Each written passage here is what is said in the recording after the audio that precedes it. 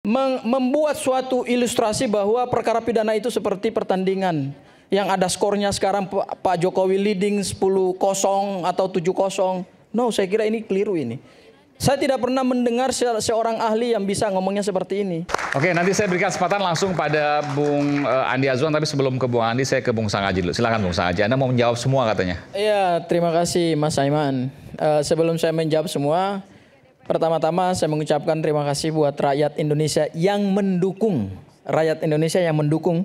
gerakan RRT, Mas Roy, Bang Rismon, dan Dr. Tifa, dalam kerangka membongkar ijazah palsu Presiden Joko Widodo.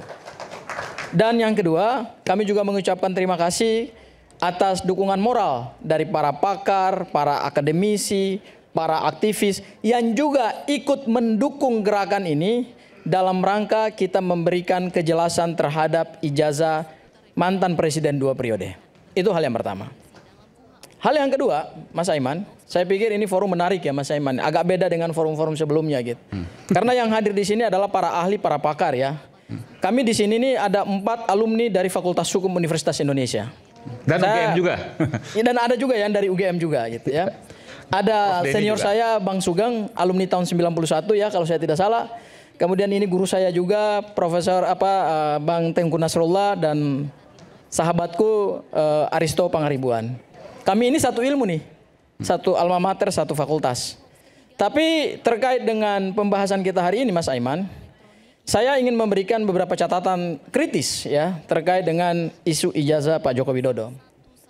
Ya, kalau tadi Bang Tengku Nasrullah mengapresiasi betul Aristo Pangaribuan, sahabatku ini, karena memang dari awal tadi saya perhatikan terlihat sangat objektif, ya. Tetapi kemudian belakangan saya lihat Bang Aristo keluar dari pakemnya sebagai seorang pakar, ya. Apalagi kemudian membuat suatu ilustrasi bahwa perkara pidana itu seperti pertandingan yang ada skornya sekarang Pak Jokowi leading 10-0 atau 7-0. No, saya kira ini keliru ini. Saya tidak pernah mendengar seorang ahli yang bisa ngomongnya seperti ini. Ya, jangan membawa pendekatan sport law yang pernah diajarkan Aristo di UI dalam pendekatan hukum pidana, meskipun beliau juga ngajarin hukum acara pidana. Saya kira tidak tepat.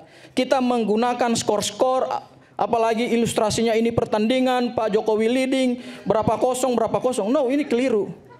Yang dicari dalam proses perkara ini adalah pendekatan pidana formil dan pidana material. Dan ingat, hukum pidana itu keras sifatnya Mas Aiman. Kenapa dia keras? Ini ada ahli hukum pidana di sini ya. Kenapa dia keras? Karena sanksinya tegas, bisa mengancam kebebasan seorang warga negara sebagai manusia bebas. Oleh karena itu, pendekatan hukum pidana itu tidak boleh kita menganalogikan ini sebagai satu pertandingan. Oh, ini ilmu dari mana ini? Berarti Bang Aristo selama ini ngajarin mahasiswa UI tidak konsisten. Kan beliau ngajarin mahasiswa UI pakai ilmu-ilmu yang sangat luar biasa. Kok di forum rakyat bersuara ngomongnya jadi lain gitu loh. Ya, jadi menurut saya ini pakar yang tidak objektif. Ya, dan pendapatnya tidak akan mempengaruhi proses hukum pidana ini. Ya, mohon maaf kawanku Aristo Pangaribuan. Saya menghargai orang tuamu Profesor Doktor ya Rosa Agustina, itu juga dosen saya di Fakultas Hukum UI, dan bapaknya adalah Dr. Luhut Pangaribuan juga. Tapi saya lihat ilmu yang disampaikan tadi tidak menggambarkan beliau sebagai seorang akademisi dari Fakultas Hukum Universitas Indonesia yang saya banggakan. Ya, itu catatan saya yang pertama terkait dengan pendapat ahli. Yang kedua, kita bicara kekuatan pembuktian. Pidana itu yang kita cari adalah kebenaran material. Dan untuk membuktikan suatu kebenaran material, maka kekuatan pembuktian itu menjadi kunci. Apalagi sekarang ini kita sudah punya KUHP yang baru. Yang kemarin baru disahkan oleh DPR. Ya, mungkin belum ada yang update nih. KUHP yang baru itu begitu luar biasa, memberikan kesempatan kepada tersangka, kepada terdakwa untuk melakukan pembuktian secara berimbang kepada bukti-bukti yang dimiliki oleh penyidik maupun juga oleh penuntut umum. Kalau dulu kita hanya mengenal 5 alat bukti dalam pasal 184 KUHP. Tetapi sekarang dalam KUHP yang baru, alat bukti itu diperluas jadi 8 alat bukti. Luar biasa ini 8 alat bukti. Sehingga ketika kita bicara 8 alat bukti yang baru, maka ini akan menjadi momentum yang luar biasa untuk kemudian kita melakukan pembuktian secara berimbang. 8 alat bukti itu diatur dalam pasal 235 KUHP yang baru, yaitu yang pertama, keterangan saksi, keterangan ahli, kemudian surat, kemudian barang bukti, bukti elektronik, kemudian keterangan terdakwa, kemudian pengamatan hakim, dan segala sesuatu yang bisa digunakan untuk kepentingan pembuktian selama didapatkan secara tidak melawan hukum. Jadi dalam perkara pembuktian nanti, menurut saya kita tidak hanya akan bersandar pada keterangan UGM. Meskipun keterangan UGM tadi kata Aristo Pangaribuan itu adalah salah satu keterangan yang mungkin akan membuktikan ijazah Pak Jokowi asli. Tetapi menurut saya dengan adanya KUHP yang baru, Mas Aiman, KUHP yang baru ini yang justru memberikan keleluasaan kepada alat bukti, maka dengan pasal 235 ayat 1 KUHP itu justru kita akan mendapatkan, saya selaku kuasa hukum Mas Roy Suryo CS, kami akan mempunyai kesempatan untuk menghadirkan banyak sekali bukti-bukti. Misalnya yang terkait dengan bukti-bukti yang ada di Komisi Informasi Publik, kemudian juga nanti ada bukti-bukti yang meskipun tidak secara langsung bisa menjelaskan ijazah Pak Joko Widodo, tetapi itu juga bisa menjadi bukti bagi kami dalam kerangka kita mencari kebenaran material. Itu hal yang kedua dari sisi alat bukti. Kemudian yang ketiga, dari sisi kriminalisasi tadi seperti disampaikan oleh Pak Sugeng Senior. Anda setuju? Ya, saya tidak setuju dengan, saya setuju bahwa ini adalah upaya kriminalisasi seperti yang disampaikan oleh Prof. Kriminalisasi, alasannya? Ya, kenapa? Salah satu, kriminalisasi itu kan maknanya luas ya Mas Aiman ya.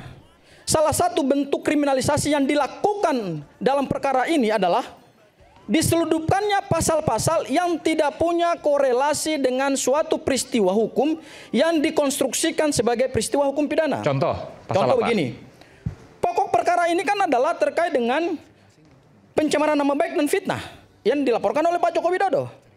Kemudian di dalam perkembangan penyidikan, masuklah pasal-pasal yang sangat tidak relevan dan tidak menyentuh pokok persoalan ijazah Pak Joko Widodo. Ya, yaitu apa? Pasal 32 dan 35 Undang-Undang ITE. Nanti saya jelaskan fakta yang ada di BAP. Ya, singkat saja bagian itu. Kemudian juga ada pasal-pasal penghasutan. Berdasarkan keterangan yang disampaikan Mas Roy pada saat dia diperiksa sebagai tersangka, karena saya yang mendampingi dari pagi sampai malam Mas Aiman, ya, tidak ada satupun penjelasan beliau yang mengatakan bahwa Mas Roy, Bang Rismon, terutama Mas Roy, itu mengedit, merusak, ya, mentransmisikan dokumen elektronik yang ancaman pidananya 8 tahun dan 12 tahun penjara. Sehingga pada ujung pemeriksaan sebagai tersangka, itu kemudian yang kami lihat adalah ada suatu perubahan yang sangat signifikan di Polda Metro Jaya. Ini saya ngomong sebentar. Fakta nih. Jadi Polda Metro Jaya. kan ditersangkakan salah satunya dengan pasal pengeditan dan lain sebagainya itu. Iya. Tapi pada saat pemeriksaan dengan pasal pengeditan itu, tetapi pada saat dilakukan uji terhadap alat bukti secara konfrontatif, ya, baik terhadap keterangan saksi, kemudian keterangan ahli, kemudian surat, termasuk juga keterangan tersangka, maka menurut kami penyidik tidak mendapatkan keyakinan terhadap pasal 32 dan pasal 35, sehingga di ujung pemeriksaan Mas Roy sebagai tersangka, ini yang luar biasa Mas Aiman, tidak dilakukan penahanan. Tidak dilakukan penahanan itu bukan karena pertimbangan subjektif penyidik yang diatur dalam pasal 21 ayat 1 KUHP, tetapi lebih kepada pertimbangan objektif yang diatur dalam pasal 21 ayat 4 KUHP, yaitu penyidik tidak mendapatkan satu keyakinan terhadap perbuatan material, sehingga penyidik tidak mengambil risiko untuk kemudian melakukan penahanan terhadap para tersangka.